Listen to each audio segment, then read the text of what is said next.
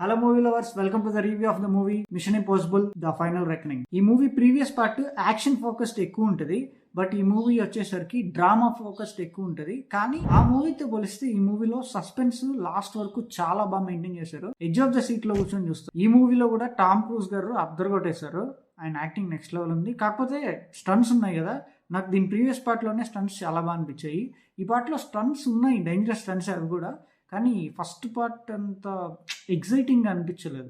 ఈ పార్ట్ మొత్తం drama focused అయినా కూడా ఎక్కడ బోర్ అనిపించదు. కొద్దిగా లాగ్ అయితే ఉంది. 1 or 22 minutes వరకు మీకు కంప్లీట్ ఎమోషన్స్ అండ్ డ్రామా మీద ఫోకస్ అయి ఉంటుంది. 1 or 22 minutes తర్వాత నుంచి అసలు action and edge of the seat kind of thriller ఉంటుంది. నాకు పర్సనల్గా ఈ పార్ట్లో అండర్ వాటర్ సీక్వెన్స్ చాలా బాగా అనిపించింది.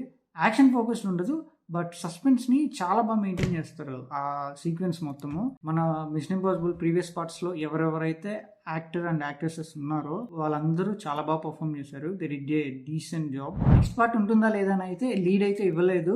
నాకు తెలిసి నెక్స్ట్ పార్ట్ ఉండొచ్చు. There is a scope. మీకు మూవీ చూస్తే అర్థమవుతుంది. నేను ఇప్పుడు చెప్తే స్పాయిల్ అవుతుంది ఎందుకు ఆ స్కోప్ ఉందా అని చెప్పి. మూవీ ఎండింగ్ లో చూపిస్తారు దాన్ని, కానీ లీడ్ అయితే ఇవ్వలేదు. ఓవరాల్ మూవీ అయితే నాకు చాలా బాగా అనిపించింది. It just super. I simply loved it.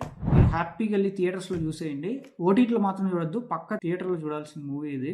ఇలాంటి మరెన్నో ఇంట్రెస్టింగ్ కంటెంట్ కోసం మన పేజ్ ని ఫాలో అయిపోండి.